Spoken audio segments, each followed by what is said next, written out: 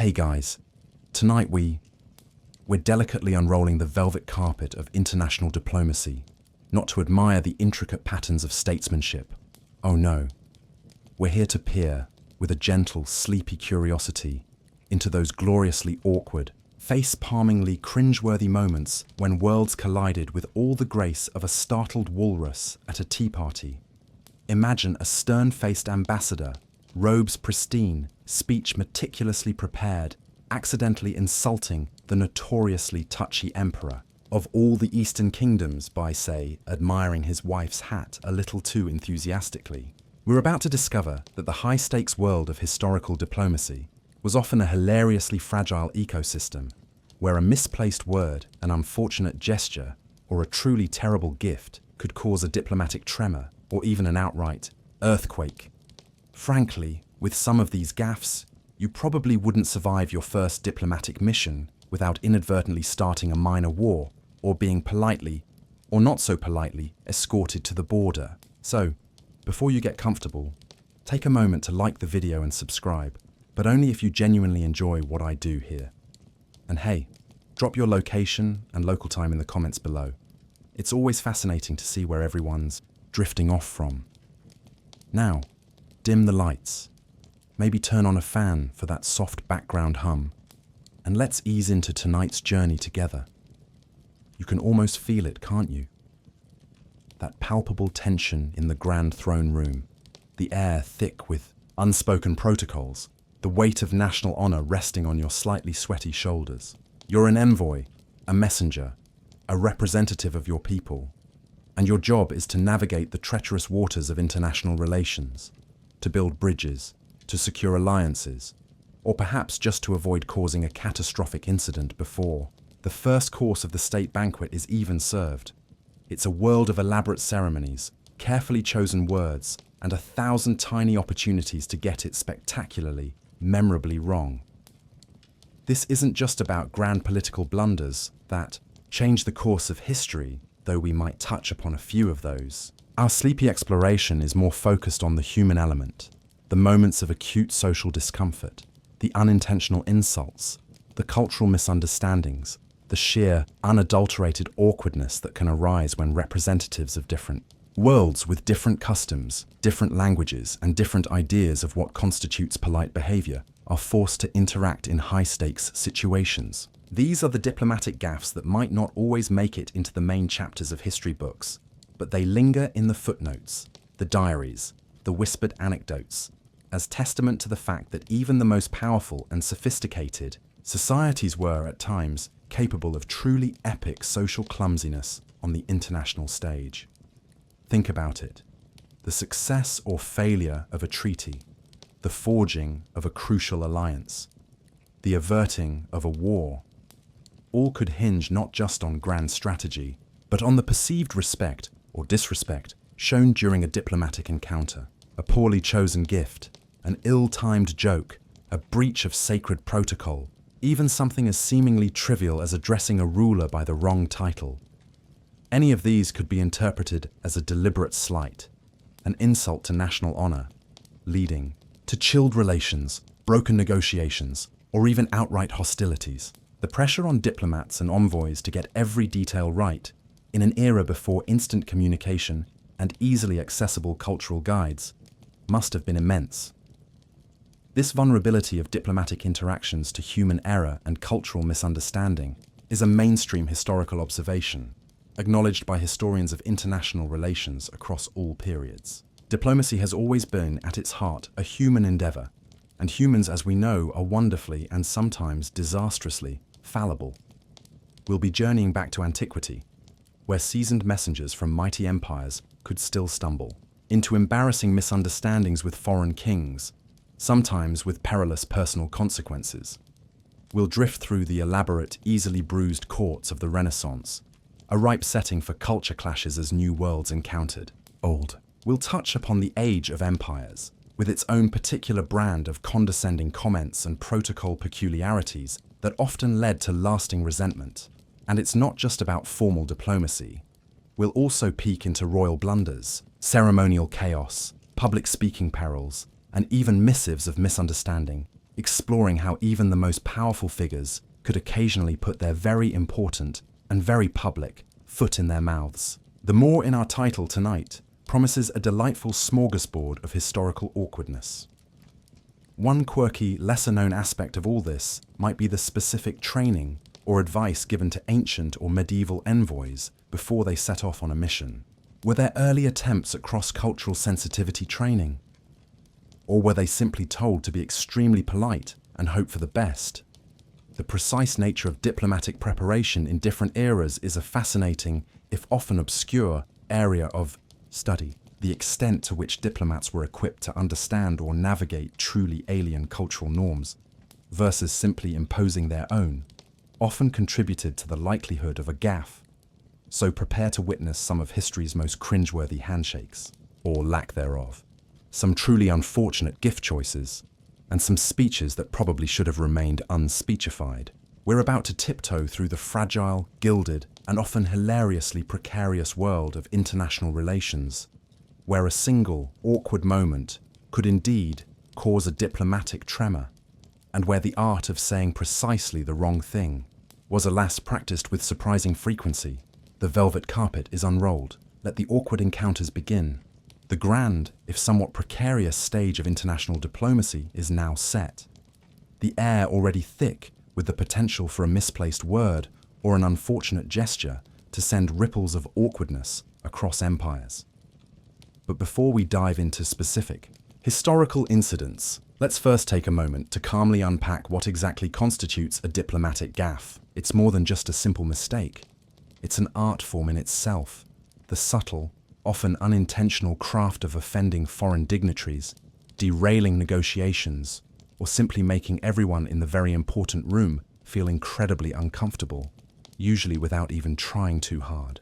Understanding these nuances is key to appreciating the full, cringeworthy splendor of the historical blunders to come.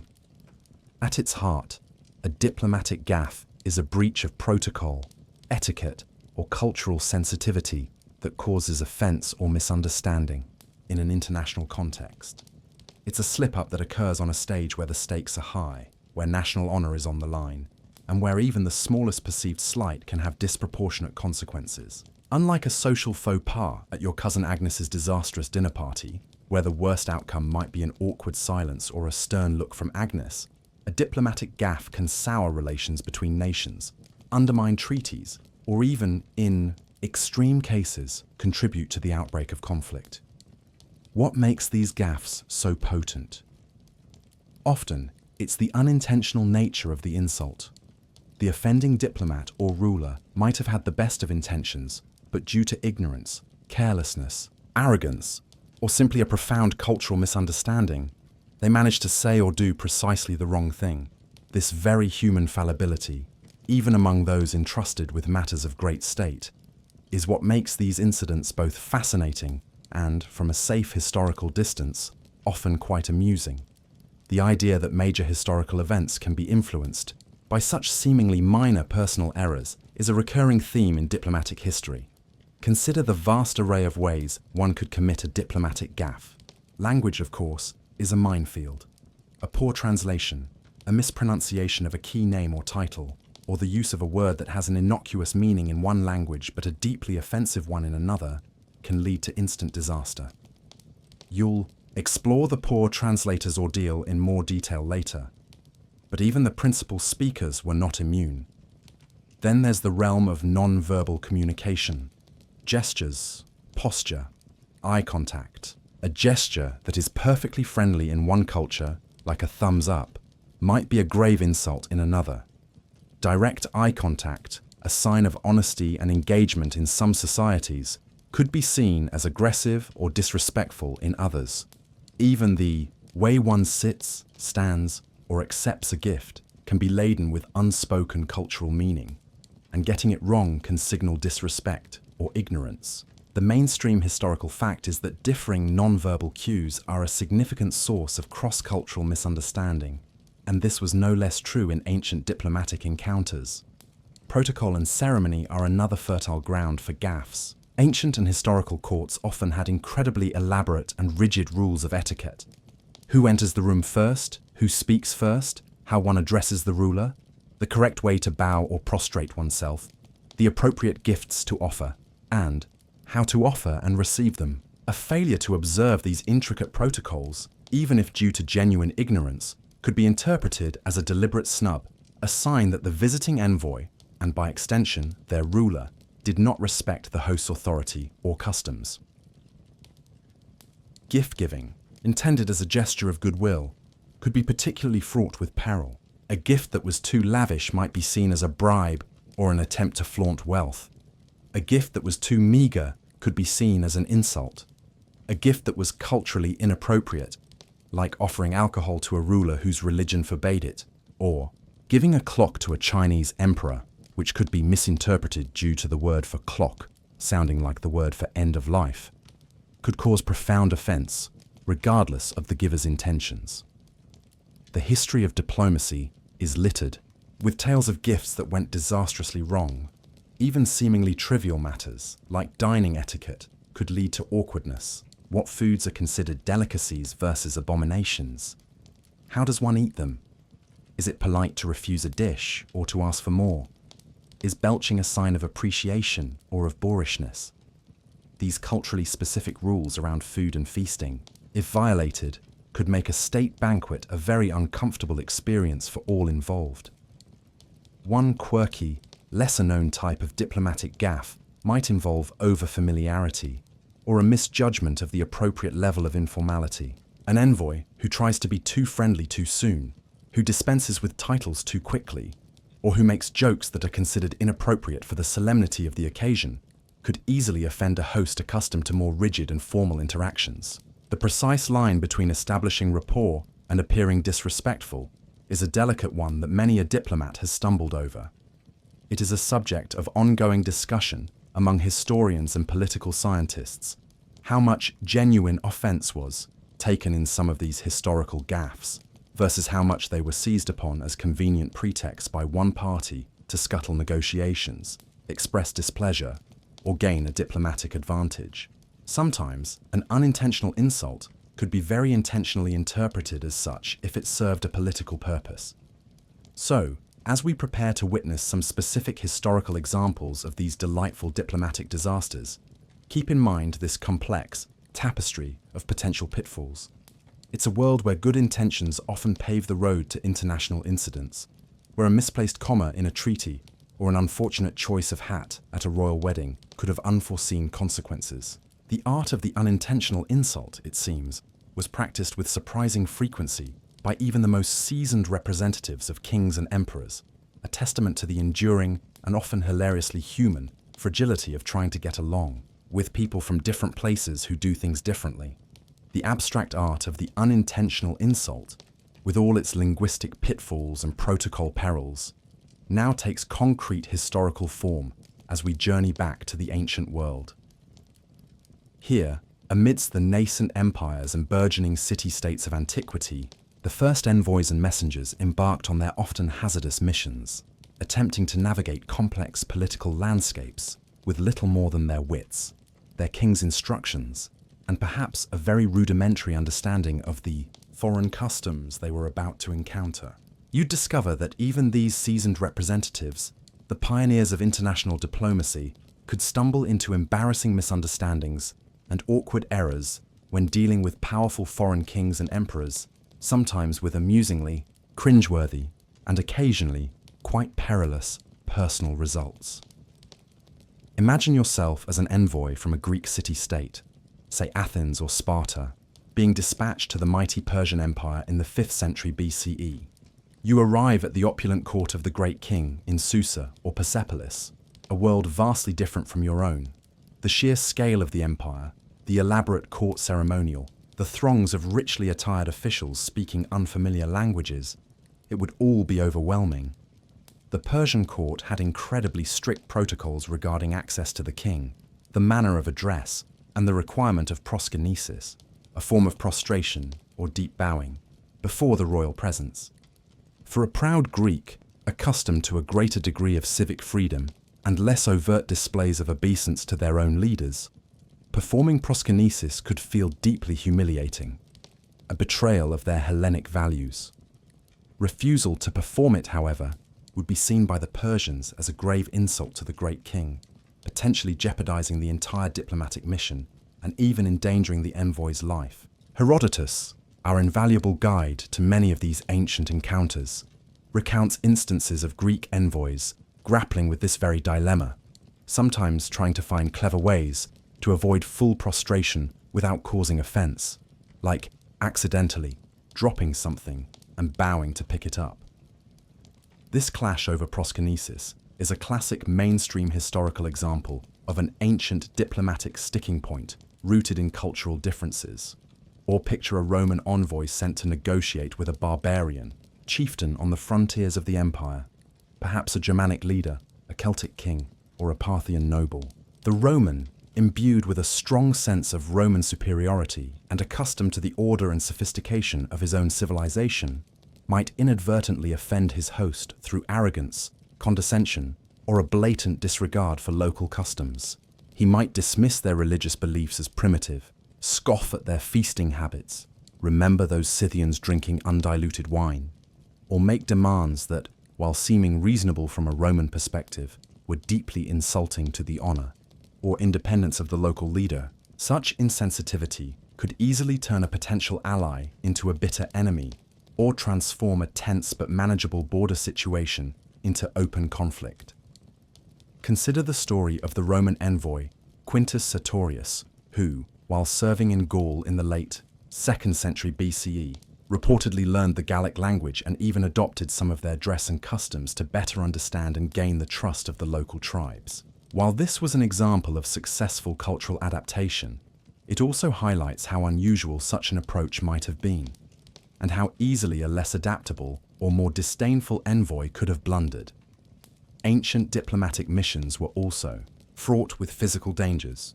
Envoys often had to travel vast distances through difficult and dangerous territories. They could be robbed by bandits, captured by hostile tribes, or fall victim to disease or accident. And there was no guarantee of diplomatic immunity as we understand it today. If negotiations went badly, or if the envoy was perceived to have insulted the host ruler, they could be imprisoned, tortured, or even executed. The fate of messengers in wartime was particularly precarious. Bringing bad news or an unacceptable demand could be a death sentence. One quirky, lesser-known type of ancient diplomatic gaffe might involve the interpretation of omens or portents during a diplomatic encounter. If, during a crucial negotiation, an eagle, Jupiter's bird for the Romans, flew in an auspicious direction, the Roman envoy might see it as a sign of divine favor for his proposals. His foreign counterpart, however, might have a completely different interpretation of the same event based on their own religious beliefs, or might see no significance in it at all, leading to a frustrating disconnect where one side thinks the gods are speaking and the other just sees a bird. The precise role of omens and divinatory practices in shaping the course of actual ancient diplomatic negotiations is difficult to determine, but it undoubtedly added another layer of potential misunderstanding. It is a subject of ongoing scholarly debate how much diplomatic protocol was truly standardized in many ancient interactions, especially between cultures with vastly different levels of political organization or literacy. While powerful empires like Persia or Rome had established court ceremonials, interactions with less centralized tribal groups would have been far more ad hoc, relying heavily on the personal skills, charisma, and adaptability of the individual envoys involved. Misunderstandings arising from a lack of shared assumptions about how diplomacy should even be conducted were likely frequent.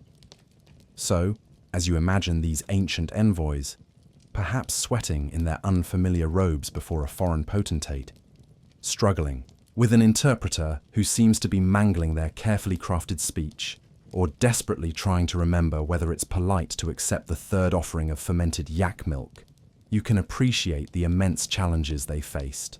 They were the pioneers of international relations, often operating with incomplete information, facing profound cultural divides, and knowing that a single awkward error, a misunderstood gesture, or an unintentional insult could have not just embarrassing but truly perilous consequences for themselves and the states they represented.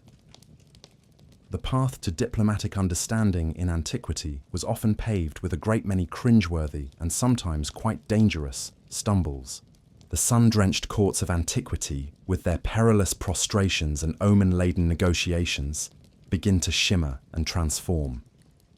The scent of Mediterranean herbs gives way to the more complex aromas of Renaissance Europe.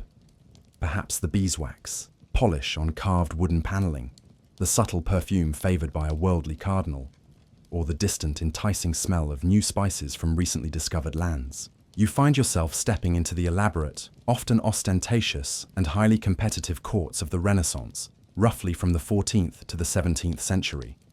This was an age of artistic flourishing, intellectual rebirth, and burgeoning global exploration. But as new worlds met old, and as the intricate dance of European power politics became ever more complex, these glittering courts also became ripe settings for a fresh crop of diplomatic blunders, culture clashes, and exquisitely courtly cringes, often rooted in wildly different customs, easily bruised princely egos, and the ever-present tension between tradition and innovation.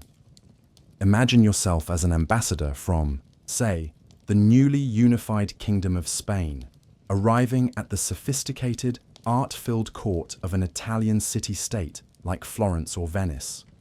Or perhaps you are an envoy from the Tudor court of England, attempting to navigate the intricate protocols of the French Valois kings. The Renaissance saw a significant development in the professionalization of diplomacy, with resident ambassadors becoming more common, and a greater emphasis placed on protocol, ceremony, and the symbolic representation of state power. This increasing formalization of diplomatic practice is a mainstream historical feature of the period. However, this very emphasis on elaborate ceremonial and punctilious etiquette also created more opportunities for things to go spectacularly wrong. Precedents, who ranked higher, who entered the room first, who had the more honorable seat at a banquet, became a matter of intense, almost obsessive concern. Disputes over precedence between ambassadors from rival kingdoms could derail negotiations for days, sometimes even leading to undignified scuffles or outright withdrawal from court. A perceived slight to an ambassador's, and therefore his sovereign's, honor due to a mistake in seating arrangements or the order of a procession could be blown up into a major international incident.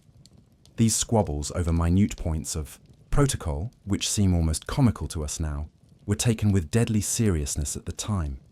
The clash of cultures also continued to produce its share of awkward moments. As European powers began to explore and establish contact with more distant lands, in Africa, Asia, and the Americas, their envoys often encountered customs and worldviews that were profoundly alien to them. They might arrive laden with gifts they considered magnificent, only to find them viewed as paltry or inappropriate by their hosts. They might try to impose their own religious or cultural norms, leading to offense and mistrust. Or they might simply fail to comprehend the complex social hierarchies and political structures of the societies they were encountering, leading to blunders that undermined their missions. The early European encounters with, for example, the sophisticated courts of Ming China or the Ottoman Empire were often fraught with such misunderstandings, as both sides struggled to interpret the other's intentions and customs through their own cultural lenses. Gift-giving, always a tricky business, became even more so. What do you give a sultan who seems to have everything? What tribute is appropriate for an emperor who considers himself the ruler of the civilized world? The wrong gift, as you know, could be disastrous. Sometimes, even the packaging or the person delivering the gift could cause offense, if not handled with extreme care according to local custom. One quirky, lesser-known aspect of Renaissance diplomatic gaffes might involve the burgeoning art of portraiture. An ambassador might commission a portrait of his sovereign to present as a gift, or have his own portrait painted to commemorate his mission. But if the likeness was deemed unflattering, or if the symbolism in the portrait was misinterpreted, it could cause offense. Or imagine an envoy presenting a portrait of his king, looking particularly fierce and warlike, when the aim of the mission was to negotiate a peace treaty. A rather mixed message. The precise role of visual arts in Renaissance diplomacy and the potential for visual gaffes is an interesting area of cultural history. Language barriers remained a constant challenge. While Latin still served as a lingua franca for some learned communication in Europe, the rise of vernacular languages meant that skilled interpreters were more crucial than ever. A mistranslation of a key treaty clause, or an interpreter's inability to convey the subtle nuances of a diplomatic proposal could have serious consequences. And of course, an interpreter who was biased, or who deliberately misrepresented what was being said to further their own agenda, was a constant danger. It is a subject of ongoing scholarly debate how much the new learning of the Renaissance, with its emphasis on humanism and classical rhetoric, actually improved the practical conduct of diplomacy versus simply providing new, more sophisticated ways to engage in diplomatic sparring and one-upmanship. While diplomats might be well versed in Cicero or Livy, this didn't always prevent them from committing basic errors of judgment or cultural insensitivity when faced with a novel situation. So, as you imagine yourself navigating the polished marble floors of a Renaissance palace, perhaps sweating slightly in your heavy velvet doublet and hose, trying to remember the correct form of address for the third cousin of the Duke's favourite mistress, you are in a world where diplomacy was becoming both a high art and a perilous game. The potential for a courtly cringe was ever present, whether it was a misplaced bow, an ill-chosen word in a flowery Latin oration, or a gift of woolen cloth presented to a potentate who only wore silk. The reverberations of these Renaissance blunders, fueled by easily bruised egos and the magnificent, if sometimes suffocating formality of the age, could be felt far beyond the gilded walls of the court. The glittering, yet often treacherous, courts of Renaissance Europe, with their easily bruised princely egos and punctilious protocols, now begin to expand outwards, their influence stretching across vast oceans as the age of exploration gives way to the age of empires. You find yourself amidst the burgeoning global interactions of the 17th, 18th, and 19th centuries, a period marked by the dramatic expansion of European colonial power across Asia, Africa, and the Americas. And in this era of imperial ambition, and often stark power imbalances, a new and particularly cringeworthy category of diplomatic gaffes emerged: the imperial indiscretion and the colonial clangor. These were not just accidental misunderstandings. They often stemmed from a profound and sometimes deliberate condescension, a failure to recognize the legitimacy or sophistication of other cultures, and a blithe imposition of Western norms, leading to diplomatic incidents and resentments that could echo for generations. Imagine yourself as an envoy or colonial administrator from a powerful European empire, perhaps British, French, Spanish, Portuguese, or Dutch, arriving in the court of an Indian Maharaja, a Chinese emperor, an Ottoman sultan, or an African king. You are imbued with a sense of your own civilization's superiority, its manifest destiny to rule, or, at the very least, to enlighten what you perceive. As less developed nations, this ingrained attitude of cultural and racial superiority, often underpinning the colonial enterprise, was itself a recipe for a continuous stream of diplomatic gaffes, though they were rarely perceived as such by the perpetrators at the time. This imperial mindset and its impact on diplomatic interactions is a mainstream historical theme critically examined by post-colonial historians. One of the most common forms of imperial indiscretion was simple, unadulterated arrogance and condescension. European envoys might address powerful ancient rulers in a patronizing tone, dismiss their deeply held religious beliefs as superstition, or openly mock their courtly customs as barbaric or childish.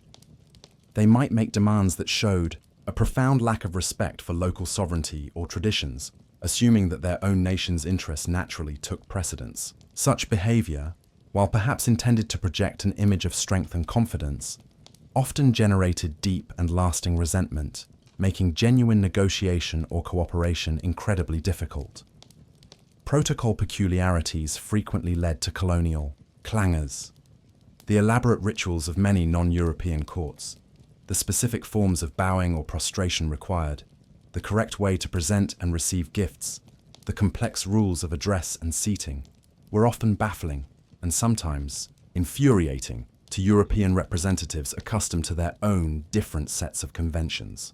Some envoys might refuse to comply with local customs they deemed demeaning, such as the kowtow in the Chinese imperial court, a deep bow involving kneeling and touching the forehead to the ground. Lord Macartney's famous embassy to China, in 1793 for instance, famously stumbled over this very issue, with Macartney resisting the full kowtow before the Qianlong emperor. While he was eventually received, the incident highlighted the clash of imperial dignities and differing worldviews, and the mission ultimately achieved few of its diplomatic or trade objectives. Gift-giving, as always, remained a minefield. Europeans might present gifts that they considered technologically advanced or highly valuable, like clocks, telescopes, or mechanical toys, only to find them received with polite indifference, or even disdain, by rulers whose own cultures valued different forms of craftsmanship or held different conceptions of wealth. Conversely, gifts offered by non-European rulers to European monarchs were sometimes dismissed as mere curiosities or trinkets, their symbolic importance entirely misunderstood or deliberately ignored. Language barriers, compounded by cultural arrogance, often led to disastrous miscommunications. European officials frequently made little effort to learn local languages, relying on interpreters who might be poorly trained, biased, or simply overwhelmed by the task of bridging vast linguistic and conceptual divides. Treaties and agreements were often drafted in European languages, with local rulers sometimes not fully understanding the implications of what they were signing, leading to later accusations of deception and broken promises. One quirky, lesser-known type of colonial clangor might involve the unintentional violation of sacred spaces or objects. A European explorer or official, out of ignorance or a lack of respect, might stumble into a holy site, handle a sacred relic inappropriately, or hunt an animal considered sacred by the local population, thereby causing profound offense and potentially sparking violent conflict. The history of colonial expansion is littered with such incidents, where a lack of cultural sensitivity had tragic consequences.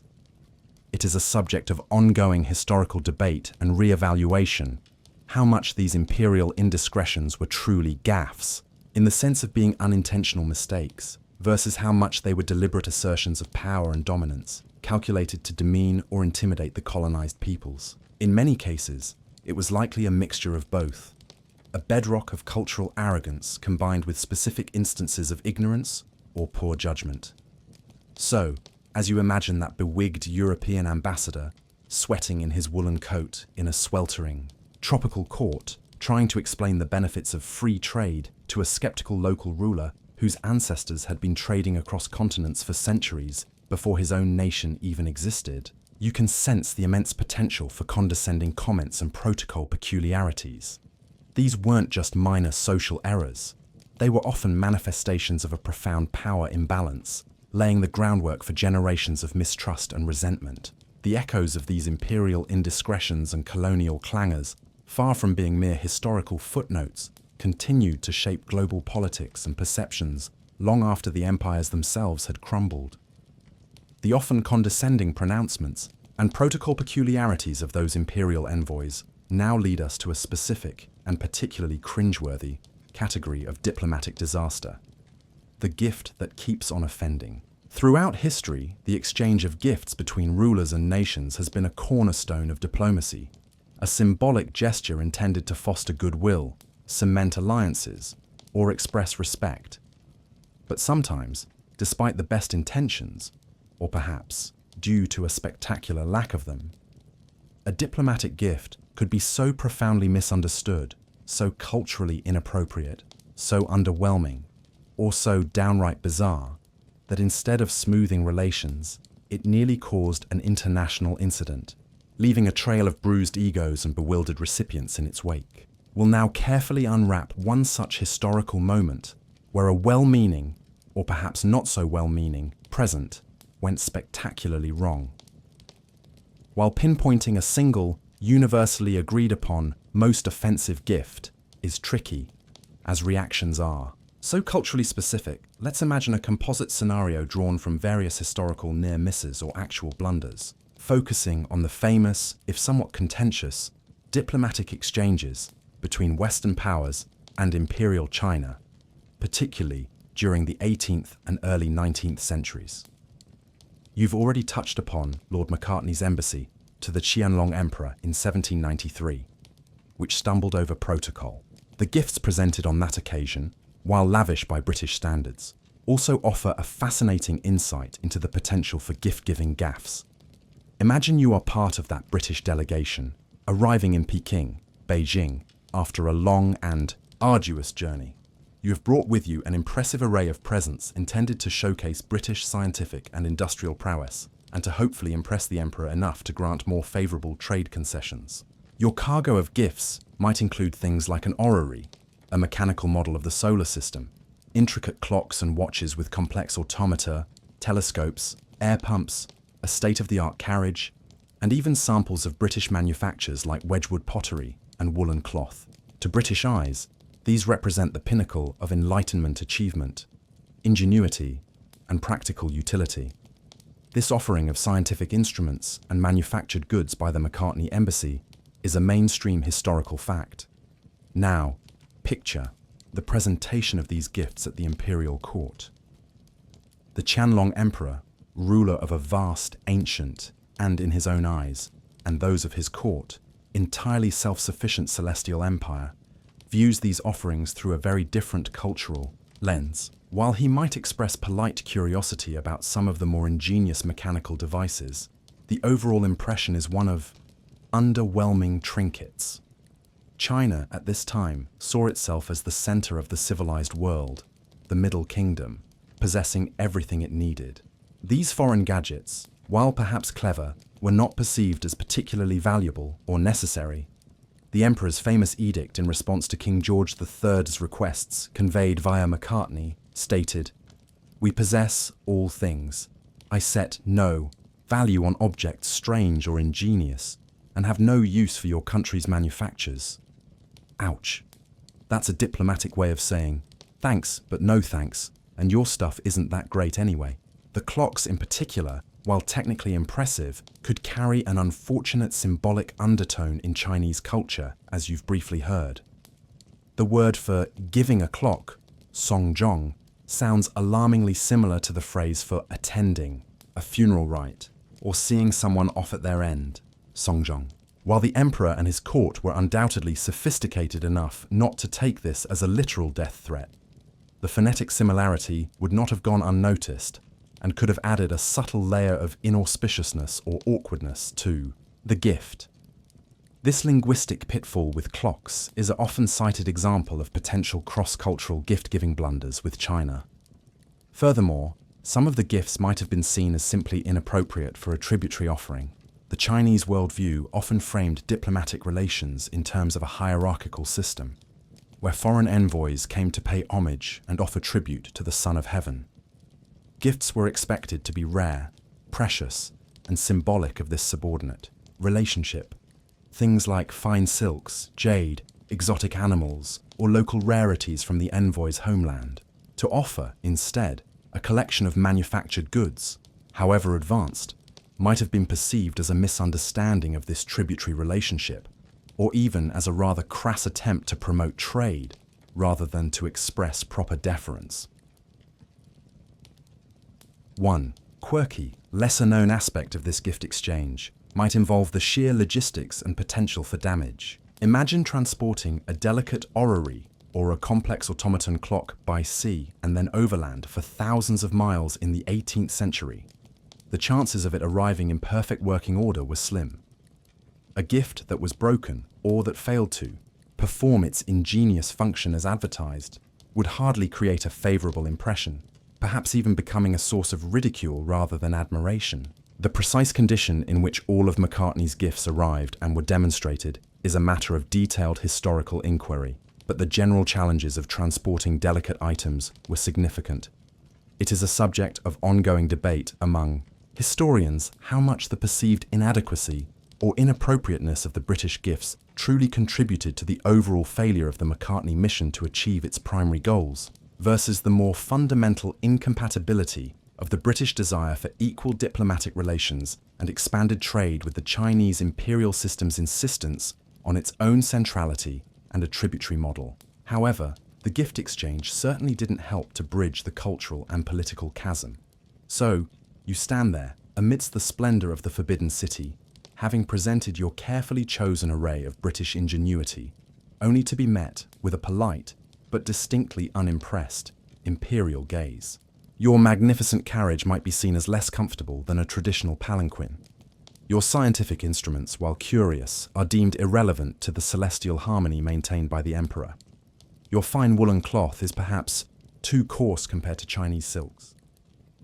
The gifts, intended to impress and open doors, have instead highlighted a profound cultural disconnect, a failure to understand what the recipient truly valued, or how they perceived the relationship between your two nations. It's a classic case of a diplomatic gift that, if not actively offending, certainly kept on underwhelming, a well-intentioned gesture lost in the vastness of cultural translation, leaving both sides feeling a little baffled and perhaps a little resentful. The polite, if distinctly underwhelming reception of those British gifts at the Chinese imperial court, a testament to how easily well-intentioned offerings can go astray, now leads us into another, equally perilous arena of diplomatic interaction, the state banquet. Here, amidst the glittering tableware, the elaborate floral arrangements, and the carefully curated guest lists, the potential for social and political disaster was always simmering just beneath the surface. You are now pulling up a very ornate, possibly rather uncomfortable, gilded chair to witness historical state dinners where seemingly minor seating chart snubs, unfortunate culinary calamities, or ill-timed, poorly worded toasts could transform a feast intended to foster goodwill into a memorable fiasco, a battleground of awkwardness where indigestion was often the least of one's worries. Imagine a grand hall in a European palace, perhaps in the 17th or 18th century, set for a state dinner to honor a visiting ambassador or a foreign monarch. The tables are groaning under the weight of silver and gold plate, intricate sugar sculptures, and a bewildering array of dishes. The air is thick with the scent of roasted meats, expensive spices, and the perfumes of the assembled nobility. But beneath the veneer of opulence and conviviality, a complex dance of power, precedence, and protocol is being played out, and a single misstep can have serious repercussions. One of the most common sources of banquet-related diplomatic incidents was the seating chart. In an era obsessed with hierarchy and status, where one sat at the table was a matter of profound political significance. To be seated below the salt, further away from the host and the most honored guests, or to be placed in a position deemed inferior to that of an ambassador from a rival or even just a less important nation, could be taken as a grave insult, a deliberate slight to one's sovereign and one's country. Ambassadors would meticulously scrutinize the seating plan, and disputes over precedence could lead to angry protests, walkouts, or even formal diplomatic complaints. This obsession with seating arrangements and the potential for diplomatic insult is a well-documented mainstream historical feature of courtly life. The host, often the king or a high-ranking minister, would have to navigate these treacherous waters with extreme care, trying to balance the competing claims of status and avoid offending any of his powerful and often very touchy guests. Then, there were the culinary calamities. While royal kitchens were usually staffed by the finest chefs, accidents could happen, or cultural differences in taste could lead to unfortunate misunderstandings. Imagine a dish being served that was considered a delicacy in the host's culture, but was deeply offensive or even taboo in the guests. For example, serving pork to a Muslim or Jewish envoy, or offering a dish prepared with an ingredient to which the visiting dignitary had a known or unknown aversion or allergy. Even if unintentional, such a culinary misstep could cause embarrassment and discomfort, and if perceived as a deliberate slight, could escalate into a diplomatic incident. The manner of service itself could also be a source of friction. If the visiting ambassador felt that he was not being served with the appropriate level of deference, or if the choicest portions were not offered to him first, as his status might dictate, it could be interpreted as a lack of respect. Remember those food tasters and cupbearers? Their presence, while intended to ensure safety, also added another layer of ritual and potential for error if not performed with due ceremony and respect for the guest of honor. Ill-timed or poorly worded toasts were another classic banquet battleground. Toasts were an essential part of any formal dinner, an opportunity to express goodwill, affirm alliances, or honor specific individuals. But a toast that was too long, too boastful, too critical, even implicitly, or that failed to mention a key ally or honorific could cause considerable offense. Or imagine a slightly inebriated ambassador raising a toast to the long-standing friendship between his country and a nation with whom they had, in fact, recently been at war. The ensuing awkward silence would be deafening. The precise wording and delivery of toasts were matters of great diplomatic art. One quirky, lesser-known type of banquet blunder might involve the entertainments provided. While music, poetry, or even theatrical interludes were common at grand feasts, if the entertainment was deemed inappropriate, offensive to the guest's culture or religion, or simply of poor quality, it could reflect badly on the host and dampen the festive mood. Imagine a visiting ambassador from a very devout Catholic country being subjected to a rather risque comedic mime performance. The potential for cringeworthy discomfort is immense. The selection of appropriate entertainment that would please, or at least not offend, a diverse array of important guests was a constant challenge for court officials. It is a subject of ongoing historical research how often these banquet fiascos were genuine accidents versus subtly orchestrated displays of political maneuvering. A deliberate seating snub or a carefully mismanaged course of the meal could be a way for a host to subtly express displeasure or assert dominance over a visiting dignitary without resorting to open confrontation. Reading between the lines of polite courtly discourse to discern these underlying power plays is a key task for historians of diplomacy. So, as you sit at that gilded table, nervously eyeing the complex array of cutlery, if it's a later period, and wondering if it's polite to ask for more bread, you realize that a state banquet was far more than just a meal. It was a performance, a ritual, a battlefield of etiquette and precedence. The wrong seat, the wrong dish, the wrong word in a toast. Any of these could turn the feasting into a fiasco, leaving a bitter taste that no amount of spiced wine could wash away. It makes a simple, relaxed dinner with friends seem like an incredibly straightforward and stress-free affair, doesn't it? The clatter of silver on porcelain and the low hum of anxious conversation from that potentially disastrous state banquet begin to fade, and your sleepy thoughts turn to a figure often hovering in the background of these high-stakes diplomatic encounters, a person whose role was utterly crucial, yet fraught with its own unique perils: the interpreter. While ambassadors and envoys delivered the grand speeches and negotiated the treaties, it was often the humble, or not so humble, translator who bore the unenviable burden of bridging vast linguistic and cultural divides. And as you'll discover, when communication broke down, when words were misconstrued, or when the interpreter themselves made a blunder, the resulting diplomatic gaffes could range from the comically absurd to the calamitously consequential. So, let us now spare a quiet, empathetic thought for the poor historical translator and their often thankless, nerve-wracking ordeal. Imagine yourself in the position of an interpreter at a crucial diplomatic meeting, perhaps between a European monarch and an Ottoman sultan in the 16th century, or between a Chinese imperial official and a Western trader in the 18th. You are the sole conduit for communication between two powerful individuals or two entire delegations who literally do not speak each other's language. The weight of responsibility is immense. A single misunderstood word, a poorly chosen phrase, an inability to capture the subtle nuance or a deliberate ambiguity in the original speaker's remarks.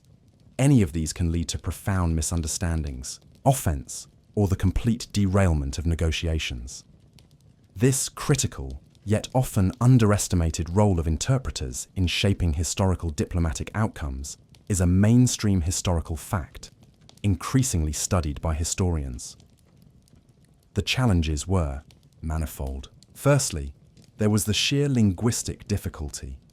Many ancient and historical languages were incredibly complex, with intricate grammatical structures, vast vocabularies, and subtle shades of meaning that could be easily lost in translation.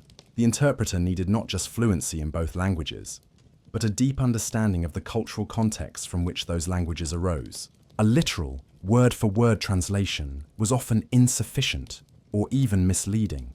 They had to convey not just the words, but the intent, the tone, the unspoken assumptions. Then, there was the pressure of the situation. Diplomatic encounters were, often tense, formal affairs, with powerful, easily offended individuals scrutinizing every word. The interpreter would be performing under intense pressure, knowing that a mistake could have serious repercussions, not just for the diplomatic mission, but potentially for their own career, or even their life if they were in the service of a particularly unforgiving ruler. Imagine trying to accurately translate a long, rambling, and deliberately vague pronouncement from an emperor, while 50 pairs of suspicious eyes are boring into you. The social status of interpreters was often ambiguous. While a highly skilled and trusted interpreter could achieve a degree of influence and respect, many were drawn from less privileged backgrounds, perhaps merchants with linguistic skills, converted captives, or members of minority groups who had learned multiple languages through necessity. They might not always be treated as equals by the high-ranking diplomats they served, yet they held this immense power as the gatekeepers of communication. One of the greatest dangers was unintentional misrepresentation due to cultural differences embedded in the languages themselves. Concepts that were central to one culture might have no direct equivalent in another. For example, trying to translate European feudal concepts of vassalage and homage into the language of a non-European society with a completely different political structure could lead to profound misunderstandings about the nature of the relationship being proposed. Or, as you've seen with the Chinese reaction to the gift of a clock, even a simple word could carry unfortunate and unintended connotations. One quirky, lesser-known aspect of the interpreter's ordeal might involve the sheer physical and mental exhaustion of the job. Simultaneous interpretation as we know it today, where the translator speaks at the same time as the original speaker, usually with the aid of sound equipment, was not possible. Interpretation was consecutive. The speaker would deliver a portion of their speech, then pause while the interpreter translated it. For long, complex negotiations, this could be an incredibly draining process, requiring intense concentration for hours on end. A tired interpreter is a more error-prone interpreter. The precise techniques used by ancient and medieval interpreters to aid memory and ensure accuracy during long discourses, perhaps through note-taking, if literacy and materials allowed, or through highly developed mnemonic skills, are not always well documented, but are a fascinating area of speculation. And what if the interpreter had their own agenda? A biased interpreter, or one who had been bribed or coerced by one side, could subtly, or not so subtly, alter the meaning of messages to favor their own interests or those of their clandestine patrons. They could soften harsh demands, exaggerate friendly overtures, or omit crucial details, thereby manipulating the entire course of the diplomatic exchange. The potential for deliberate mistranslation to be used as a tool of espionage or political maneuvering was a constant concern. It is a subject of ongoing historical debate how often interpreters actively shaped diplomatic outcomes through such deliberate manipulation versus simply struggling with the inherent difficulties of their task. So, as you picture that often unnamed, unsung historical translator, caught between two powerful figures, struggling to find the right words, to convey the correct tone, to bridge an ocean of cultural difference, you can appreciate the immense difficulty and the profound importance of their role. A good interpreter could be a crucial facilitator of understanding and peace. A bad one, or one working under impossible conditions, could inadvertently or intentionally sow confusion, mistrust, and even conflict. Theirs was a world where "lost in translation" wasn't just a humorous phrase, it was a constant occupational hazard, a source of perpetual anxiety and sometimes the unfortunate catalyst for a truly calamitous diplomatic gaffe. The next time you use an online translation tool, perhaps spare a thought for its historical predecessors, who had to do it all with just their wits, their linguistic skills, and a very, very strong nerve. The image of that stressed, hard-working interpreter, desperately trying to prevent a linguistic misunderstanding from spiraling into an international crisis, now gently fades. Our sleepy exploration of historical awkwardness now broadens its scope beyond the formal confines of diplomatic missions and state banquets. For even when they weren't engaged in high-stakes international negotiations, kings, queens, emperors, and other potentates, by virtue of their very public and powerful positions, often had a remarkable talent for creating delightfully awkward, cringeworthy, or simply bewildering moments for everyone around them, often through their public pronouncements, peculiar personal habits, or ill-judged attempts at relatability. We now peek into these and more moments of royal blunders and monarchical mishaps, where the crown didn't always guarantee grace. Imagine a medieval king, accustomed to absolute authority within his own court, attempting to address a gathering of commoners or a newly conquered and perhaps resentful populace. His speech, intended to be inspiring or conciliatory, might be so filled with regal condescension, so out of touch with the realities of their lives, or so laden with unfortunate turns of phrase, that it achieves the exact opposite effect, leaving his audience bewildered, resentful, or perhaps just stifling inappropriate giggles. The common touch is a delicate art, and not all rulers possessed it. This difficulty faced by hereditary rulers in genuinely connecting with or understanding their diverse subjects is a recurring theme in social history. Then there were the monarchs known for their eccentricities or peculiar personal habits. King Charles VI of France, for example, suffered from bouts of madness in the late 14th and early 15th centuries, during which he sometimes believed he was made of glass and refused to let anyone touch him, or would run wildly through the palace corridors. While a tragic personal affliction, these episodes undoubtedly created profoundly awkward and difficult situations for his courtiers, his family, and those attempting to govern the kingdom in his name. Imagine trying to have a serious discussion about state policy with a king who is convinced he might shatter if you get too close.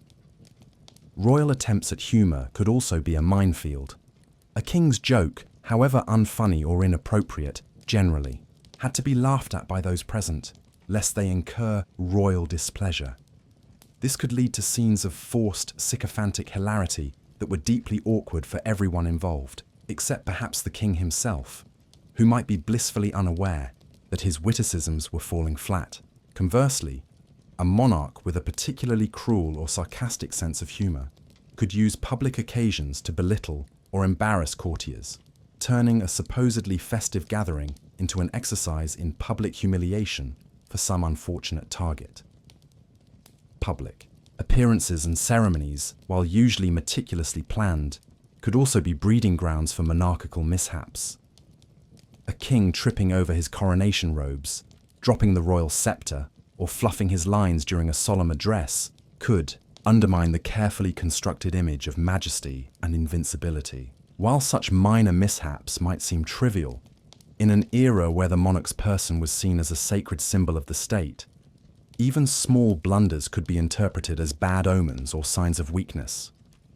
One quirky, lesser-known type of royal blunder might involve a monarch's misguided attempts at artistic or intellectual pursuits, which courtiers would then be obliged to praise lavishly, regardless of their actual merit. The Roman Emperor Nero, as you might recall from other contexts, fancied himself a great poet, singer, and lyre player, and would subject audiences to lengthy and reportedly often terrible performances. The need for his courtiers and the public to feign rapturous applause, on pain of imperial displeasure, must have been a particularly cringeworthy form of social endurance. The exact quality of Nero's artistic endeavours is, of course, filtered through hostile historical sources, but the image of forced adulation for a powerful but untalented performer is a timeless one. Consider also the awkwardness that could arise from a monarch's very specific, and sometimes very public, likes and dislikes. If the king had an irrational hatred for, say, the colour yellow, or a particular type of music, or men with beards, his courtiers would have to scramble to ensure that the offending item or characteristic was never seen or heard in his presence. This could lead to all sorts of elaborate and sometimes comical contortions of courtly life, all designed to avoid triggering a royal tantrum or a fit of displeasure. It is a subject of ongoing historical debate how much the eccentricities, or blunders, of certain monarchs were genuine personality quirks versus calculated political performances, or perhaps even symptoms of physical or mental illness that were not understood at the time. However, regardless of the underlying cause, the impact on those around them and the potential for public awkwardness was very real. So as you picture that king delivering a speech that is hilariously out of touch, or that queen insisting her pet monkey have a seat at the high table, or that emperor forcing his captive audience to endure another off-key aria, you see that the trappings of royalty offered no immunity from the common human capacity for social missteps. Indeed, the very power and public visibility of monarchs often meant that their blunders, their peculiarities, and their monarchical mishaps were magnified, becoming the stuff of whispered gossip, satirical verses, and, for those present, delightfully, or terrifyingly, awkward historical moments that they would likely never forget. Even those who wore the crown could, it seems, be champions of unintentional cringe. The image of that emperor, perhaps slightly off-key but supremely confident, serenading his captive audience, now gently fades. Our sleepy exploration of historical awkwardness shifts from the personal blunders of monarchs to the grand, collective, and often meticulously planned public events that were designed to project power, inspire awe, and reinforce social order. But sometimes, despite the most elaborate preparations, these coronations, royal weddings, treaty signings, and grand processions could go spectacularly, hilariously, or even disastrously pear-shaped, devolving into scenes of unintended ceremonial chaos and public bewilderment. When pageantry went wrong, the results were often far more memorable than the intended message of majesty. Imagine the scene. A magnificent coronation is underway. The cathedral is packed with nobility in their finest, patterned silks and velvets, the air thick with incense and the sound of solemn chanting. The crown, heavy with gold and jewels, is about to be placed upon the new monarch's head. And then disaster strikes. Perhaps the crown is too big and wobbles precariously, threatening to topple off. Or maybe the ancient sacred coronation robe, retrieved from storage, is found to be riddled with moth holes or inexplicably stained. Or, in a truly unfortunate moment, the elderly archbishop responsible for the anointing fumbles and drops the sacred oil, or even the crown itself. Such mishaps, occurring at the most solemn moment of a monarch's investiture, would not just be embarrassing, they could be seen as terrible omens, undermining the perceived divine sanction of the new ruler. The meticulous planning that went into medieval and early modern coronation ceremonies precisely to avoid such blunders is a mainstream historical fact. Royal weddings, another cornerstone of dynastic politics and public spectacle, were equally vulnerable to ceremonial chaos. Imagine a nervous bride or groom fluffing their vows, or the wrong set of ceremonial regalia being presented, or a key foreign dignitary being accidentally seated in the wrong place, causing a diplomatic incident amidst the joyous celebrations. Weather could also play havoc. A sudden downpour during an outdoor procession could turn silks and velvets into soggy, bedraggled messes and transform carefully planned pageantry into a frantic scramble for shelter. Treaty signings, moments intended to seal peace or forge alliances, could also be fraught with potential for unintended absurdity. Picture two rival kings, or their plenipotentiaries, gathered with immense solemnity to sign a historic document, only to discover that the official scribe has misspelled a crucial name, or that there aren't enough intact wax seals to go around, or that the elaborate quill pen chosen for the occasion refuses to write. Such small practical failures, magnified by the gravity of the occasion, could lead to immense frustration, delays, and a general deflation of the intended historical significance. Grand processions, whether triumphal military parades, religious, festival marches, or royal entries into a city, were designed to impress the populace with displays of power, wealth, and order. But they were complex logistical undertakings, involving hundreds, sometimes thousands, of people, animals, and elaborate floats or decorations. So much could go wrong. Horses could bolt, floats could break down, carefully choreographed sequences could fall into disarray, or unruly crowds could disrupt the intended solemnity or grandeur. The Roman triumph, that ultimate celebration of military victory, was an incredibly elaborate affair. But even it was not immune to mishaps. A chariot wheel breaking, or the triumphator himself stumbling, could mar the perfection of the spectacle. 1. Quirky, lesser-known source of ceremonial chaos might involve unexpected animal behavior.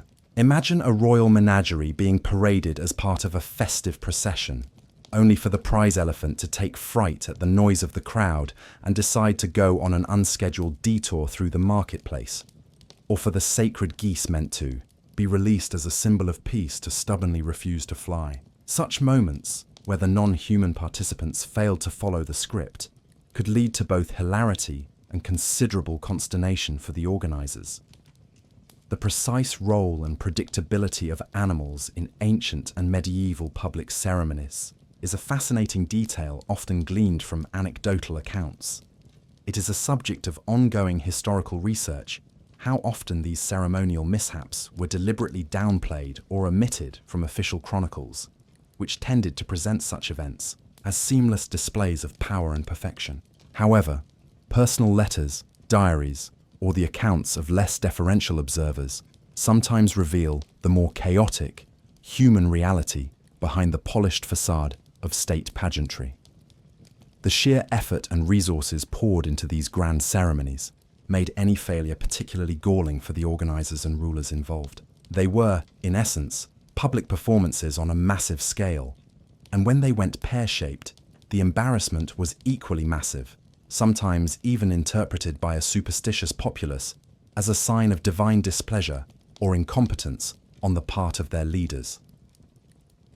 So, as you picture that magnificent coronation where the crown just won't sit straight, or that grand treaty signing where the ink pot tips over onto the priceless parchment, you can appreciate that even the most carefully orchestrated moments of historical pageantry were vulnerable to the unpredictable, the accidental, and the occasionally just plain silly.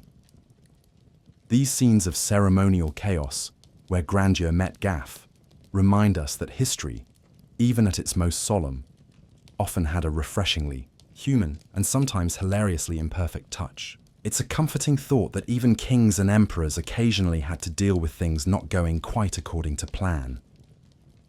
The image of that coronation crown wobbling precariously, or the treaty ink spilling disastrously, now gently fades, and our sleepy attention turns from the chaos of public ceremony to the more focused, yet equally vulnerable, arena of public speaking. Throughout history, the power of the spoken word has been immense, capable of inspiring armies, swaying senates, and shaping public opinion. But even the most eloquent historical figures, the most renowned orators and leaders, occasionally stumbled, uttering phrases so unfortunate, so ill-judged, or so hilariously off-script that they echoed through the annals of awkward oratory, forever enshrined as public speaking perils. Imagine yourself in ancient Athens, listening to a famed rhetorician address the assembly in the Panax, or in the Roman Forum, as a powerful senator delivers a passionate speech. Or perhaps you're in a medieval cathedral, as a bishop preaches to his flock, or at a Renaissance court, where a humanist scholar presents a learned discourse. These were all occasions where eloquence was prized, where the ability to persuade, to inspire, or to command through words was a crucial skill. But the pressure was immense, and the potential for a verbal misstep, a public speaking peril, was ever present. One of the most common oratorical gaffes, then as now, was the simple slip of the tongue, the lapsus linguae. A speaker, perhaps nervous or fatigued, might mispronounce a key word, use an incorrect term, or inadvertently utter a phrase that had an unintended, and often comical or embarrassing, double meaning. In a live, unscripted, or only partially scripted, environment, with no opportunity for an edit or a retake, such a blunder would be immediately apparent to the entire audience. potentially undermining the speaker's credibility or derailing their argument. The more formal the occasion, and the more important the speaker, the more memorable and cringeworthy such a slip could be. This vulnerability of even skilled orators to occasional verbal blunders is a timeless aspect of public speaking. Then, there were the speeches that were simply ill-judged in their content or tone. A leader attempting to rally support for an unpopular war might use arguments that fell flat, or that inadvertently revealed the weakness of their position. A diplomat trying to soothe frayed relations might choose words that only inflamed tensions further. A philosopher attempting to explain a complex idea might do so in a way that was so convoluted or obscure that it left the audience utterly bewildered, or worse, convinced that the speaker themselves didn't quite understand what they were talking about. The annals of history are filled with examples of speeches that failed to achieve their intended purpose, sometimes with significant political or social consequences. A particularly awkward public speaking peril involved unintended humor, or humor that failed spectacularly. A speaker might attempt a witty remark or an amusing anecdote, only to be met with stony silence, or worse, with groans or expressions of offense. Or conversely, a speaker delivering a very serious and solemn address might inadvertently say something that struck the audience as funny, leading to inappropriate laughter at a deeply inappropriate moment. Navigating the treacherous currents of public humor, especially across different social classes or cultural sensitivities within an audience, was a delicate art. Consider the challenges of speaking through an interpreter, a scenario you've already touched upon. Even if the speaker themselves was eloquent, a poor translation could render their finest rhetoric into garbled nonsense, or transform a carefully crafted diplomatic phrase into an unintentional insult. The speaker, blissfully unaware, might continue, while their words were causing confusion or offense among the listeners who depended on the interpreter. One quirky, lesser-known aspect of ancient public speaking perils might involve the perceived omens associated with certain verbal stumbles. In a superstitious society, a speaker repeatedly mispronouncing a sacred name or consistently stumbling over a particular word deemed unlucky might be seen not just as a poor orator, but as someone afflicted by a bad omen or divine displeasure. This could add a supernatural dimension to their public speaking failure, making it even more damaging to their reputation. The precise extent to which minor verbal tics or errors were interpreted as omens in different historical speaking contexts is a fascinating, if subtle, area of study. It is a subject of ongoing historical and rhetorical analysis, how audiences in different periods reacted to these various public speaking gaffes. Was there more tolerance for minor errors in some eras than others? How much did a speaker's existing status and reputation influence the audience's willingness to overlook a stumble? While we have accounts of speeches that were great triumphs, and some that were notorious disasters, the everyday, minor verbal blunders of less prominent speakers often go unrecorded, leaving us to imagine the small daily anxieties of anyone who had to address a public audience in antiquity. So, as you picture that Roman senator suddenly forgetting a crucial line from his meticulously memorized speech, or that medieval preacher inadvertently uttering a theological heresy due to a poorly chosen word, or that Renaissance diplomat trying to explain a complex treaty clause while his tongue seems to be tying itself in knots, you can appreciate the immense pressure and the ever-present risk faced by anyone who dared to speak in public in ages past. The power of words was matched only by the peril of misusing them.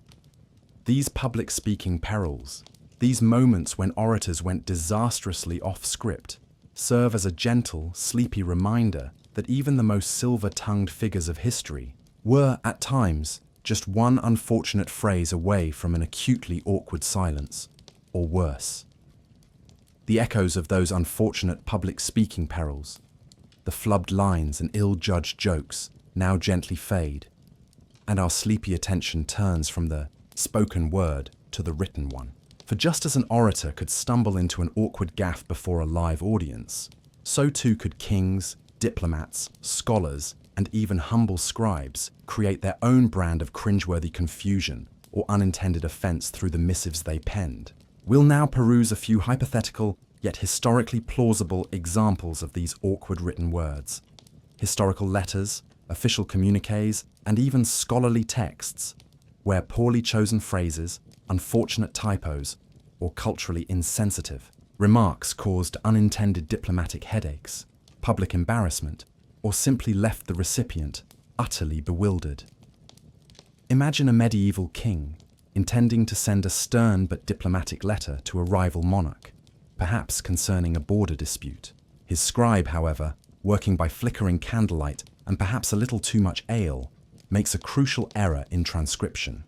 A word intended to mean negotiate is accidentally rendered as dominate, or a term of respect is inadvertently omitted.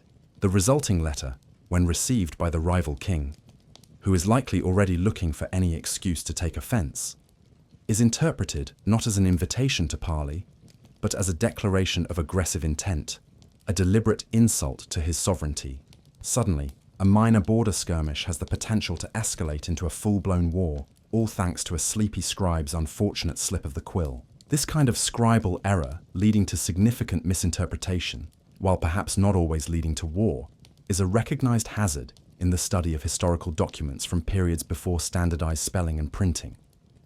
Or consider a Renaissance scholar, deeply learned in classical texts, but perhaps less so in contemporary courtly etiquette, writing a letter of dedication for his new philosophical treatise to a powerful and notoriously vain prince. In his attempt to display his erudition, he might use overly complex Latin phrases, obscure classical allusions, or philosophical arguments that, while intellectually sound, inadvertently imply a criticism of the prince's own, perhaps less, sophisticated understanding, or worse, subtly praise one of the prince's known rivals. The prince, upon reading this well-intentioned but poorly judged dedication, instead of feeling flattered, feels slighted, or even mocked, and the poor scholar's hopes for patronage and advancement are dashed. Diplomatic communiques between different cultures were, as you can imagine, particularly fraught with the potential for written misunderstandings. An envoy from a Western European court, writing to an Ottoman sultan or a Chinese emperor, might employ forms of address, titles, or turns of phrase that were perfectly acceptable in his own culture, but deeply inappropriate or even offensive in the recipients. He might, for instance, address the emperor as an equal, my brother monarch, when the emperor considered himself the supreme ruler of the world to whom all others owed tribute. Or he might phrase a request in a way that sounded like a demand, or offer a compliment that, when translated, carried an unintended and unfortunate double meaning. Such missives of misunderstanding, born of cultural ignorance or linguistic clumsiness, could poison diplomatic relations before any face-to-face meeting even took place. The careful crafting and translation of diplomatic correspondence to avoid such pitfalls was, and remains, a crucial aspect of international relations.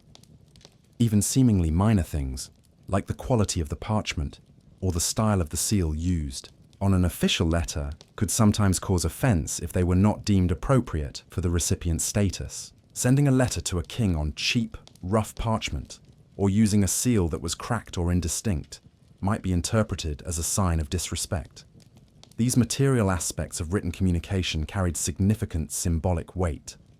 One quirky, lesser-known type of awkward written word might involve unfortunate juxtapositions or errors in illuminated manuscripts or official chronicles commissioned by rulers. Imagine a grand genealogy designed to showcase a king's illustrious lineage, where the illuminator accidentally depicts a notorious traitorous ancestor with a slightly too heroic halo, or misspells the name of a revered saint in a dedicatory inscription.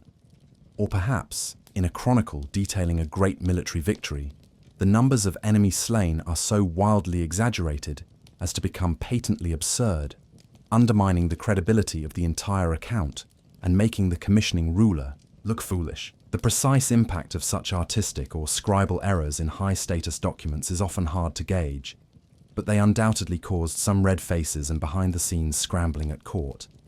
It is a subject of ongoing scholarly research how much plausible deniability was built into some of these written communications. Could a ruler deliberately send an ambiguously worded letter that could be interpreted in different ways, allowing them to test the waters or backtrack if necessary? Was a scribal error sometimes a convenient excuse for a diplomatic statement that proved unpopular or unwise? Disentangling genuine mistakes from deliberate obfuscation in historical documents is a challenging but fascinating task for historians. So, as you picture that scribe squinting at his parchment, or that ambassador carefully choosing his words for a letter that will travel thousands of miles, you realize that the written word in ages past carried an immense weight of potential meaning and an equal potential for misunderstanding. A poorly chosen phrase, an unfortunate typo, a culturally insensitive salutation, these weren't just minor errors. They were missives of misunderstanding that could cause diplomatic headaches, public embarrassment, or even contribute to the souring of international relations. It makes you appreciate the undo button and the spell checker on your modern computer, doesn't it? The power to erase an awkward written word so easily is a luxury our historical counterparts could only dream of. The image of that unfortunate scribe whose misplaced comma nearly started a war, or that Renaissance scholar whose dedication inadvertently insulted his princely patron, now leads us to the inevitable, often panicked aftermath of such diplomatic disasters and social slip-ups. A gaffe has been committed, an ambassador has said the unsayable, a gift has profoundly offended, a letter has been catastrophically misunderstood. What happens next?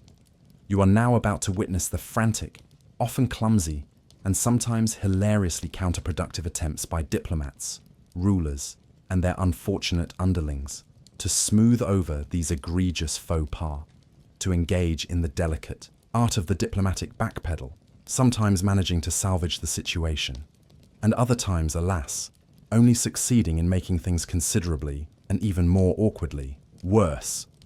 Imagine the scene. A powerful king has just been presented with a gift from a foreign envoy that he deems utterly insulting. Perhaps it's a collection of mangy lapdogs when he was expecting a warhorse, or a treatise on good governance when he considers himself the epitome of wise rule. The royal face darkens. The temperature in the throne room plummets. The poor envoy, realizing his catastrophic misjudgment, now has to engage in some very fast, very desperate talking. This is the moment of the frantic backpedal. The first instinct might be profuse, abject apology. The envoy might fall to his knees, figuratively or even literally, expressing his profound regret, blaming the mistake on a misunderstanding, a poor translation, or the incompetence of his own advisors who clearly failed to appreciate the magnificent discernment of the offended monarch. He might try to reinterpret the offensive gift, claiming it had a hidden, deeply symbolic meaning that was intended as the highest form of compliment, if only His Majesty would deign to understand its subtle complexities. Those are not mangy lapdogs, Your Imperial Highness. They are symbols of unwavering loyalty and surprisingly fierce household guardians, much like your own noble self. The credibility of such explanations was often inversely proportional to their creativity. If an unfortunate phrase was uttered in a speech, the speaker, or their interpreter, who often took the fall, might try to claim it was a mere slip of the tongue, a lapsus linguae, or that their words were taken entirely out of context. They might issue a clarification that only served to muddy the waters further, or offer a convoluted explanation that left everyone more confused, but hopefully slightly less offended.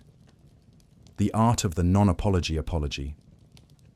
I regret if my words, which were intended to convey the utmost respect, were somehow misinterpreted by those of lesser understanding, is not a modern invention. This kind of linguistic gymnastics to avoid direct responsibility while attempting to smooth ruffled feathers is a timeless diplomatic tactic. Sometimes the backpedal involved a hasty attempt to offer a better gift, or a supplementary offering, designed to appease the offended party. While these lapdogs may not be to Your Majesty's immediate taste, perhaps you would appreciate this slightly used but very shiny chamber pot we also happen to bring along. This, of course, could also backfire if the new offering was equally ill-judged, or if it simply highlighted the inadequacy of the original. In cases of serious protocol breaches, such as an ambassador failing to perform the correct obeisance, or addressing the ruler by the wrong title, The backpedal might involve blaming unfamiliarity with local customs, the stresses of a long journey, or even a momentary, unfortunate lapse of memory. The offending diplomat might be quietly whisked away by his own delegation and replaced with someone deemed more culturally sensitive, or at least better briefed. The offending state might even issue a formal apology through other channels, hoping to mend the diplomatic fences. The recall of an ambassador who had committed a serious gaffe was a common way for a state to signal its regret and its desire to maintain good relations, a mainstream historical diplomatic practice. One quirky, lesser-known aspect of the frantic backpedal might involve the use of scapegoats. If a diplomatic mission went disastrously wrong due to a gaffe, it was often convenient to blame a subordinate, the interpreter, a junior secretary, or even the captain of the ship that brought the unfortunate gifts. This unfortunate individual could then be publicly reprimanded, dismissed, or otherwise sacrificed to appease the offended foreign power, allowing the more senior diplomats or the ruler himself to save face. The precise fairness or justice of such scapegoating is, of course, highly debatable, but it was a pragmatic, if cynical, tool in the diplomatic toolkit. It is a subject of ongoing discussion among historians and students of diplomacy how often these attempts to fix a faux pas were actually successful. Sometimes, a genuine apology, a display of humility, or a clever reframing of the situation could indeed smooth things over, especially if both sides had an underlying interest in maintaining peaceful relations. But other times, the gaffe was too severe, the offence too deeply felt, or perhaps one party was simply looking for an excuse to be offended. In such cases, the backpedaling, however frantic, might only serve to prolong the awkwardness or deepen the resentment. So, as you picture that sweating ambassador trying to explain that his gift of a cuckoo clock was not, in fact, a subtle comment on the king's sanity, or that diplomat desperately trying to clarify his unfortunate remark about the Queen's rather prominent moustache, you can appreciate the sheer, nerve-shredding stress of trying to undo a diplomatic blunder. It was a high-wire act performed without a net, where a clumsy recovery could be even more disastrous than the initial fall. These moments of frantic backpedaling, these desperate attempts to retrieve a situation from the brink of disaster, are a testament to the very human, and often very awkward, reality of trying to fix our mistakes, even on the grand stage of international relations.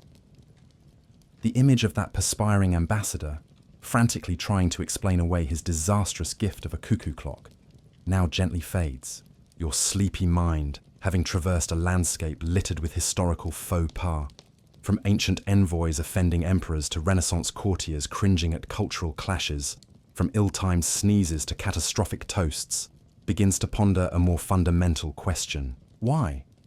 Why do these gaffes, these awkward blunders, these moments of unintentional offense persist so stubbornly throughout history, regardless of the era, the culture, or the supposed sophistication of the individuals involved?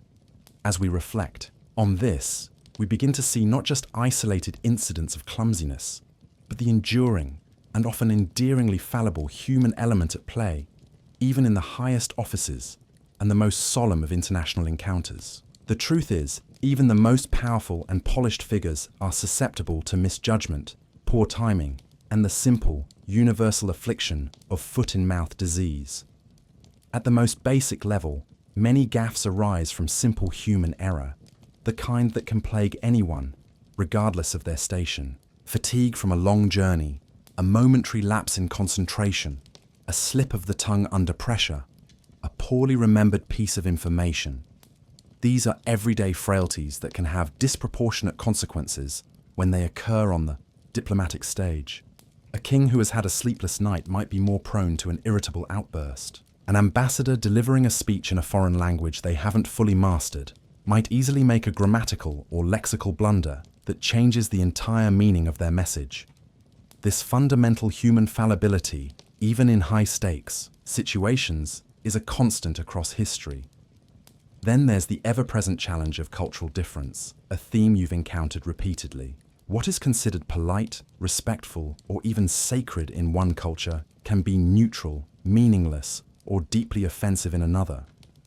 The sheer diversity of human customs, beliefs, and communication styles means that even with the best intentions, misunderstandings are almost inevitable when different worlds collide. An envoy might meticulously prepare according to the etiquette of their own court, only to find that those very rules are entirely inappropriate or even insulting in the court they are visiting. This difficulty in achieving true cross-cultural understanding, despite efforts at diplomacy and learning, is a mainstream historical challenge. Ignorance, too, plays a significant role. Diplomats or rulers might be poorly briefed about the customs, history, or sensitivities of the people they are dealing with. They might make assumptions based on prejudice or stereotypes. They might simply fail to do their homework. In an era before instant access to information, acquiring accurate and nuanced cultural knowledge about distant lands was a difficult and time-consuming process, and many relied on outdated, biased, or simply incorrect accounts. Arrogance and a sense of cultural superiority, particularly prevalent during periods of imperial expansion as you've seen, were also potent ingredients.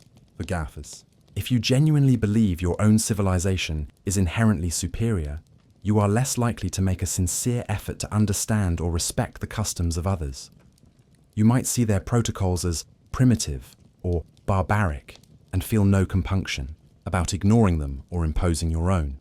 This attitude, while perhaps not always leading to an unintentional gaffe in the strictest sense, certainly created countless moments of offense and diplomatic friction. Sometimes, gaffes occur due to rapidly changing circumstances or unforeseen events. A carefully planned diplomatic visit might be overshadowed by a sudden political crisis, a natural disaster, or the death of a key figure, rendering previously appropriate remarks or gifts suddenly tone-deaf or offensive. The inability to adapt quickly to such unexpected shifts could lead to significant awkwardness.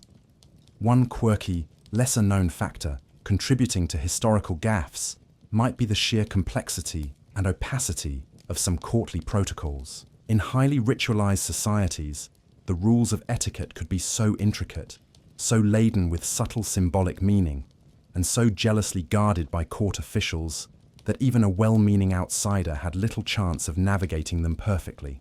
A misstep might be less about personal clumsiness, and more about the inherent difficulty of mastering an incredibly arcane system of social performance. The precise level of insider knowledge required to successfully navigate some ancient or medieval court ceremonials is often a subject of fascination for historians who study court culture. It is also a subject of ongoing discussion among historians and political analysts whether some perceived gaffes by historical leaders were actually deliberate provocations, carefully calculated slips designed to test boundaries, send a subtle message, or even to deliberately insult a rival without appearing to do so overtly. Disentangling genuine blunders from Machiavellian maneuvering can be a complex task, but ultimately, perhaps the most enduring reason for these gaffes is simply that diplomacy, like all human interaction, is carried out by humans. And humans, even the most powerful, the most learned, the most experienced, are prone to moments of poor judgment, emotional outbursts, lapses in tact, or simply saying something without fully thinking it through. We get tired, we get stressed, we misunderstand, we misremember, we occasionally let our egos or our prejudices get the better of us. These are not failings exclusive to ancient envoys or medieval kings. They are part of the human condition. So, as you reflect on this parade of historical awkwardness, from the unintentionally offensive gift to the disastrously mistranslated treaty, you see that the enduring human element, with all its potential for error and miscommunication, is a constant thread. It's a reminder that even in the grand theatre of international relations, behind the pomp and the protocol, it's often just people trying and sometimes failing to understand each other, and that, in a sleepy sort of way, is rather reassuring. The image of those all-too-human historical figures, with their occasional lapses in judgment and their spectacular foot-in-mouth moments, now begins to gently fade. Your journey through the often cringeworthy, sometimes perilous and frequently hilarious landscape of historical diplomatic gaffes and social blunders is drawing to its peaceful, sleepy conclusion. As we prepare to close the dusty annals of awkward antiquity, we might find ourselves with a strange sense of comfort, a soothing sigh for these diplomatic disasters and social slip-ups that, from the safe distance of our own time, remind us that even the grandest affairs of state, the most solemn ceremonies, and the most powerful individuals are not immune to the wonderfully, and sometimes embarrassingly, human capacity for getting things just a little bit wrong. You've tiptoed into the fragile world of international relations, where a misplaced word from an ancient envoy could cause a kingly conniption, or where a culturally insensitive gesture during a Renaissance courtly encounter could lead to lasting offence. You've winced at the thought of imperial indiscretions and colonial clangors, where arrogance and misunderstanding paved the way for generations of resentment.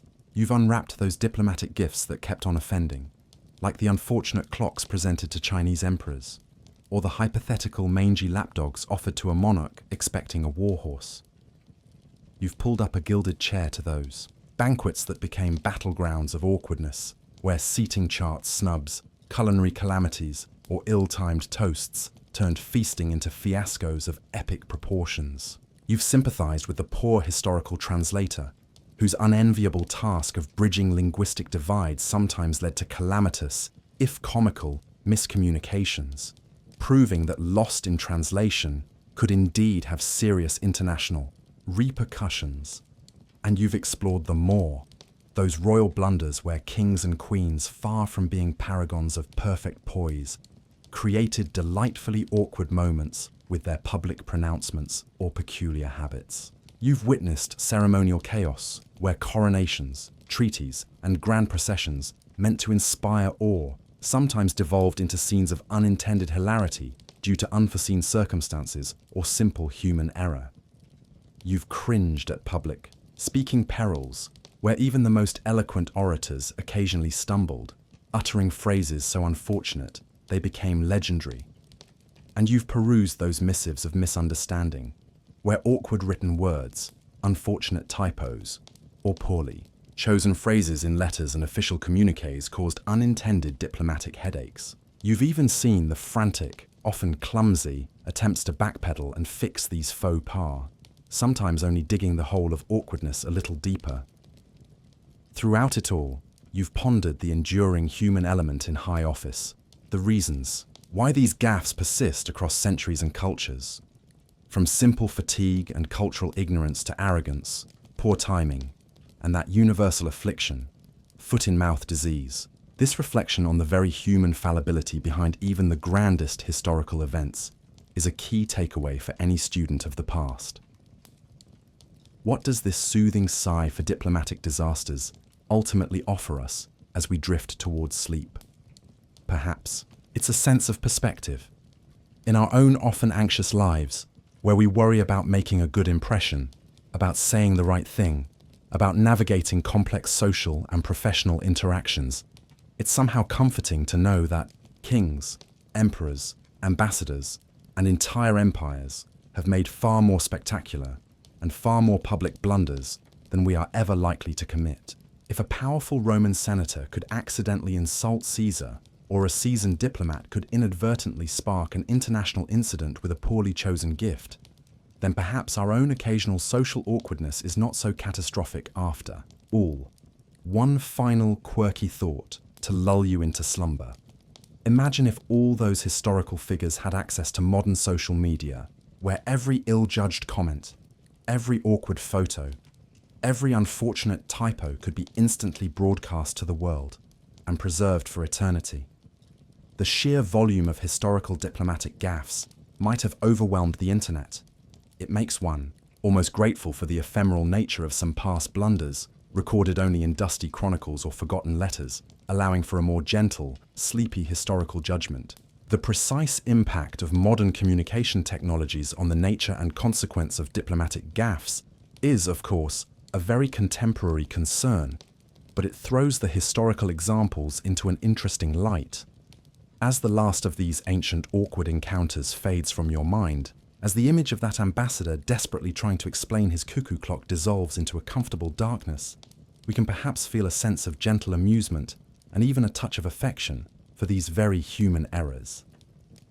They remind us that history is not just a grand, impersonal march of events, but a tapestry woven with the threads of individual lives, individual personalities, and yes, individual, sometimes hilarious, mistakes. The world of high diplomacy, for all its perceived seriousness, has always had, and likely always will have, its moments of sublime, sleepy silliness.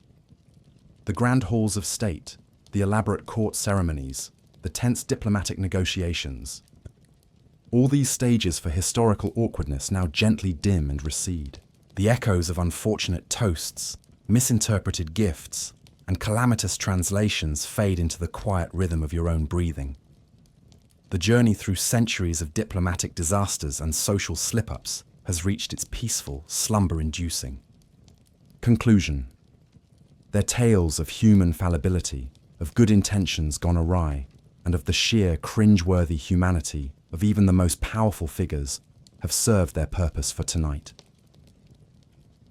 Allow your mind to drift away from the thought of international, incidents sparked by a misplaced word or a cultural misunderstanding. Let go of the image of red-faced ambassadors or bewildered monarchs. Instead, feel the simple, undeniable comfort of your own familiar surroundings, the gentle support of your bed, the soft darkness that envelops you. The complex, high-stakes world of historical diplomacy no longer requires your anxious attention. Here, in this serene space, there is only the invitation to rest, to release, to let go of all worldly concerns.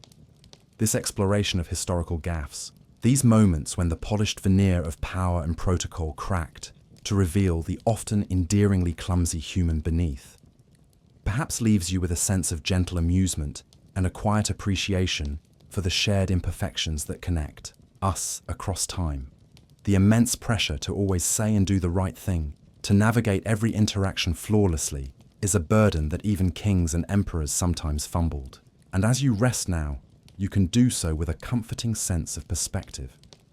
Imagine all those historical figures, after a particularly trying day of avoiding or committing diplomatic blunders, finally retreating to their own chambers, shedding the heavy robes of state and the even heavier burden of public scrutiny. Let their deep, weary need for respite become a soft, lulling presence, a reminder that the solace of sleep, the escape from the world's demands, is a timeless human desire. Let the memory of their most awkward moments dissolve into the soothing, forgiving darkness. Your breathing deepens, your body grows heavy and still, and any lingering thoughts of historical faux pas become as distant and unimportant as a forgotten footnote in a dusty tome. The only protocol that matters now is the gentle yielding to tiredness, the quiet diplomacy of your own body seeking restoration and peace. Let the stillness of the night be your only ambassador. Rest now. Drift away into a calm and untroubled sleep. Sweet dreams.